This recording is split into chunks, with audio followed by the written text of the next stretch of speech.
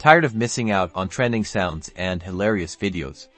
Let's break down how to disable restricted mode on TikTok and unleash the full FYP experience. First, tap the profile icon in the bottom right corner to head over to your profile page. Next, look for the three horizontal lines, sometimes called the Hamburger Menu, in the top right corner and tap on them. This opens your settings and privacy options.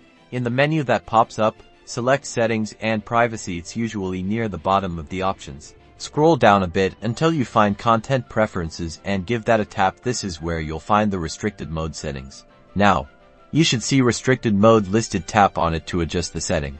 If restricted mode is turned on, you'll see a toggle switch that's green or blue. To disable it, simply tap the switch to turn it off. You'll likely be prompted to enter a passcode. This is the passcode you created when you initially enabled restricted mode. If you don't remember it, you might need to reset it by following the prompts. And that's it.